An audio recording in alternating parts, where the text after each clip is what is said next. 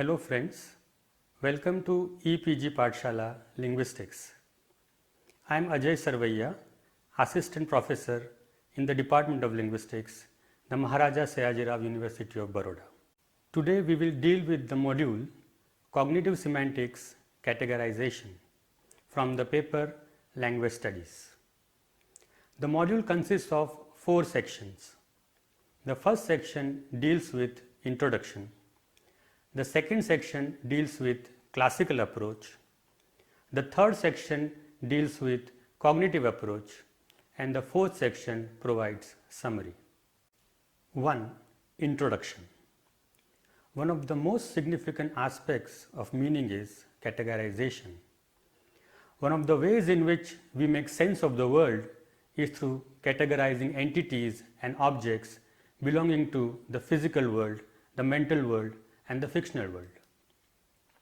We categorize the world into living and non-living, states and activities, plants and animals, sounds and letters, small and large, high and low, fast and slow, close and distant, developed and underdeveloped, female and male, eatables, non-eatables, heaven, hell, water, well, noun, verbs, subjects and objects, active and passive, etc.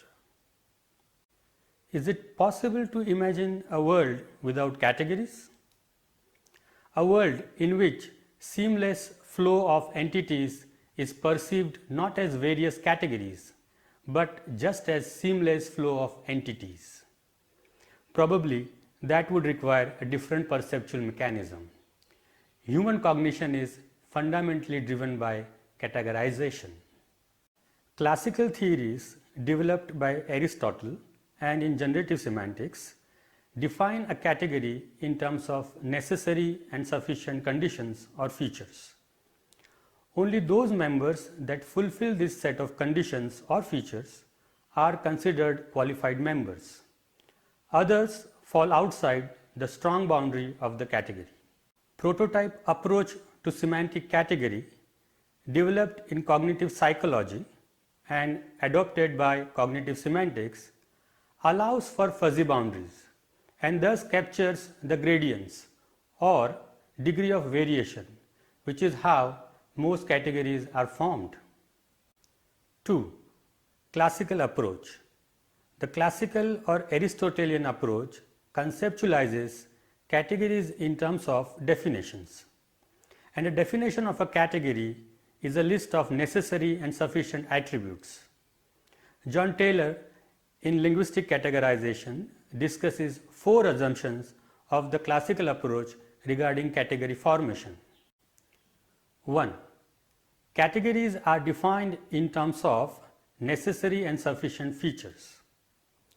Aristotle made a distinction between the essence of a thing and its accidents. The essence of a thing consists of its essential properties, whereas accidents are incidental properties.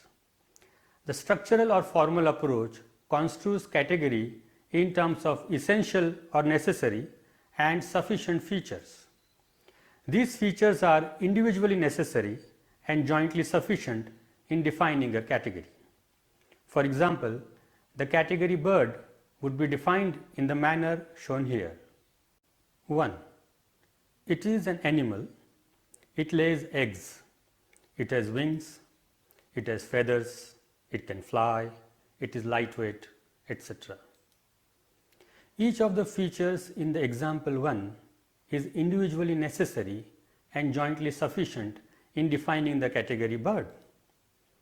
In generative semantics, necessary and sufficient features are conceptualized as semantic primitives or componential features. 2. Features are binary. A feature is either present or absent. That is, it has only one of the 2 values, either plus or minus. An entity or object either possesses a feature or it does not. Each of the features listed in the example 1 carries plus value if we apply these features to members like a sparrow, a crow or a parrot. 3. Categories have clear boundaries. If an entity or object possesses necessary and sufficient features, then it belongs to a category, otherwise it does not. Entities or objects are either members of a category or they are not. So each category has a clear and rigid boundary. There are no ambiguous or fuzzy cases. A sparrow, a crow, a parrot, a kingfisher would be considered members of the category bird, as they possess the features listed in the example 1. A zebra, on the other hand, would not be considered a member of the category bird, as it does not possess some of the necessary features. 4. All members of a category have equal status. Any entity or object possessing necessary and sufficient features of a category is considered a full member of that category. Any entity or object which does not possess even a single defining feature is not considered a member of that category. A category does not allow degrees of membership. That is, there are no members that are better or central to the category. A sparrow, a crow, a parrot, a kingfisher would be considered members of equal status of the category bird. What would you call penguins, as they cannot fly and they do not have feathers? What would you call ostriches, as they cannot fly and they are not lightweight? Would penguins and ostriches qualify to belong to the category bird, even though they do not possess some necessary features? If you consider that penguins and ostriches belong to the category bird, then the notions of category defining features and the binarity of features become problematic. Wittgenstein criticized the classical approach to categorization by demonstrating the example of the concept game. He identified different members of the category such as board games, card games, ball games, Olympic games, etc., and observed that these members do not share a set of common features on the basis of which games can be distinguished from non-games. Some games can be played by an individual, such as patience. Some require two players, such as chess, and some require more than two players, such as cricket. Some games involve competition among players, winning and losing. Other games, like patience, do not. So some members of the category share some features and other members share other features. However, there isn't a set of features necessary and sufficient common to all the members. Wittgenstein characterized such a category in terms of a family resemblance. That means a category does not consist of its members possessing an identical set of necessary and sufficient features, but consists of members who share a set of attributes. Some members may possess more attributes and some may possess less. Said discusses an interesting example, that of the noun zebra, to criticize the classical approach to categorization. He provides the features to define the category zebra. 2. It is an animal, it has 4 legs, it is striped, it is a herbivore, etc. Said raises a problem: which of these is necessary? If we consider each feature is individually necessary, then the first feature qualifies to be called necessary. However, the rest are quite problematic. If you find in a herd of zebra one that is pure white or black, would you still want to call it a zebra? Or if by some birth defect a 3-legged zebra comes into the world, would you still want to call it a zebra? If one of the zebras got bored with eating grass and started eating a few insects, would you stop calling it a zebra? The conclusion that we can draw is that Categorization is not definitional in nature. Categories are not generally structured in terms of necessary and sufficient attributes. Any model of category structure is expected to provide an explanation of how categories are used in remembering, planning, reasoning, and so on. Classical model is not very efficient for this purpose, as the information it contains is too sparse. Also, who provides such neat definitions with necessary and sufficient features? Experts in their respective fields? Ordinary language users are more concerned with functional definitions rather than structural ones. Also, they may not have the exact list of features that experts speculate. It is also a possibility that all speakers of a language may not define a category in the same fashion, with same set of attributes or with equal precision. In such a case, definition of a category with its necessary and sufficient features seems more arbitrary and less psychologically real. 3. Cognitive approach.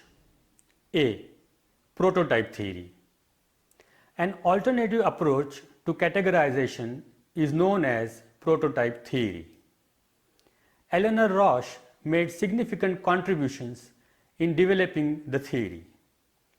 To examine the structure of categories, Rosch designed experiments where subjects were asked to judge to what extent certain kinds of entity could be regarded as good examples of a category. Rosch studied the categories such as bird, clothing, fruit, furniture, sport, tool, toy, vegetable, vehicle, and weapon. These experiments established that some members are better examples of their category than others. For example, subjects consistently rated robin and sparrow as better examples of the category bird than penguin and emu. Rosch explained these findings in terms of prototypicality effects. That is, robin and sparrow are more prototypical members of the category bird than penguin or emu. In other words, a category is structured in terms of a prototypical or central member and non-prototypical or peripheral members. For example, robin, chair, and football are found to be prototypical members of the category bird, furniture, and sport, respectively. Rosch also demonstrated that degree of membership in a category is a psychologically real notion. The hypothesis that category formation is based on prototypes is consistent with results of a number of experiments. Rosch carried out experiments in which subjects were to provide verification statements about category membership of the form an X is a Y. For example, a sparrow is a bird. Subjects took less time to verify that a robin is a bird than to verify that penguin is a bird. In other words, when the exemplar was a prototypical member of the category, response times were shorter. Prototypicality or degree of membership also plays a role in the effects of priming. Subjects were shown two words on a screen and they were to indicate as quickly as possible whether the two words are the same or different. The appearance of the two words on screen was preceded by the appearance of a superordinate category name. For example, the words robin, robin were preceded by a word bird. If the two words were prototypical examples of the category, then response time was faster. If the two words were non-prototypical examples of the category, for example penguin, then response time was slower. This means the superordinate category name triggers the names of prototypical members of the category. and does not trigger the non-prototypical member of the category. Gerates describes 4 characteristics that are frequently mentioned as typical of prototypicality. 1. Prototypical categories cannot be defined by means of a single set of criteria, that is, necessary and sufficient attributes. According to Roche, prototypical members of a category are the ones which share the most attributes with other members of the category and the least attributes with members of other categories. For example, the category bird might be defined in terms of attributes such as is an animal, lays eggs, has wings, has feathers, can fly, is small, builds nests, and so on.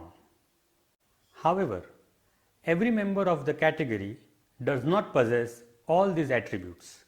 For example, penguins do not have feathers and they do not fly.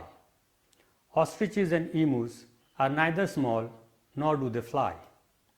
The members that possess the more number of attributes is considered the better example of the category. Categories thus not definitional in nature. They are not structured by a list of necessary and sufficient features. 2. Prototypical categories exhibit a family resemblance structure, or more generally, their semantic structure takes the form of a radial set of clustered and overlapping meanings. All members of a category do not possess an identical set of necessary and sufficient features, but share a set of attributes. A central member possesses more attributes and peripheral members possess less attributes from the set.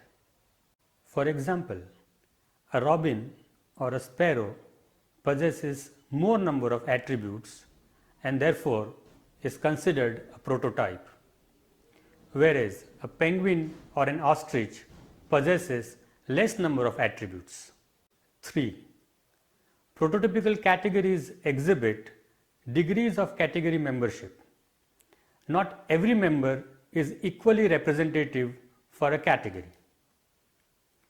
The member that possesses most number of attributes is the prototype or exemplar or representative or central member of the category. The member that possesses the least number of attributes is the non-prototypical or peripheral member of the category. The central member of the category and the peripheral member do not share the equal status within the category. For example, sparrow and penguin do not have the same status in the category bird. Similarly, football and patience do not have equal status in the category game. 4. Prototypical categories are blurred at the edges. Prototypical categories have fuzzy boundaries. The remarkable feature of prototypical categories is that they consist of a spectrum of members possessing most number of attributes to members possessing least number of attributes. For example, penguins are not disqualified as members of the category bird because they cannot fly or they do not have feathers. Similarly, ostriches and emus are not blocked out from the category because they are not small in size like robin and sparrow. The prototypical category bird allows for members like robin and sparrow on one side and penguin and ostrich on the other, because prototypical categories do not have a strong boundary. Prototype theory puts forward 2 principles that guide the category formation in the human mind. 1.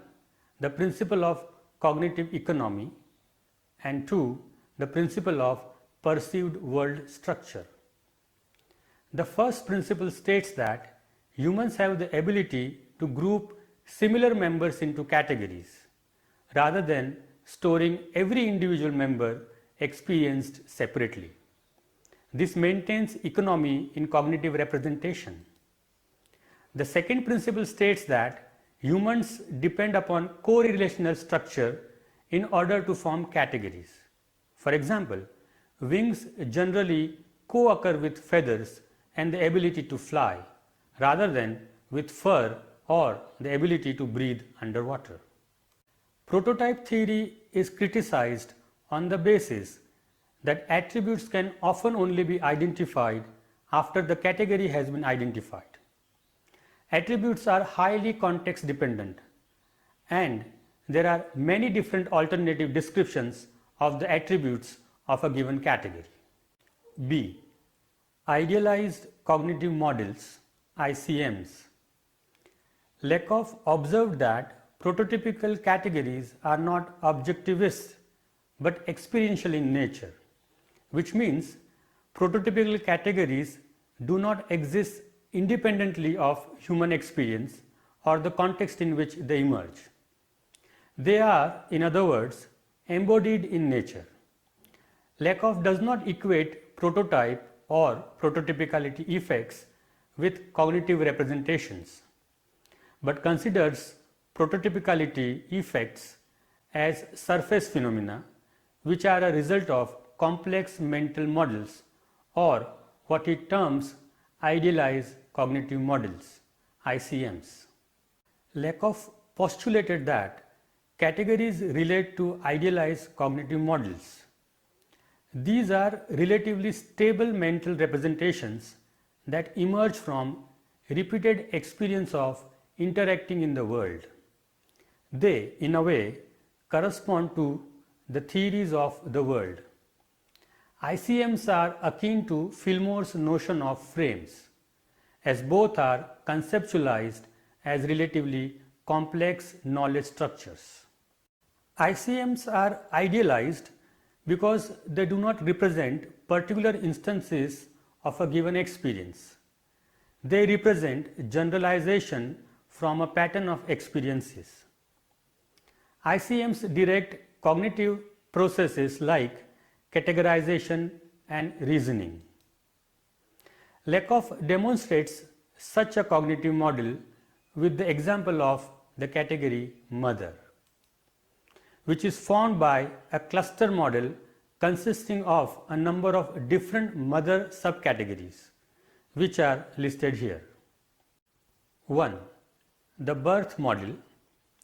A mother is the person who gives birth to the child. 2. The genetic model. A mother is the person who provides the genetic material for the child. 3. The nurturance model. A mother is the person who brings up and looks after the child. 4. The marital model. A mother is married to the child's father. 5. The genealogical model. A mother is a particular female ancestor.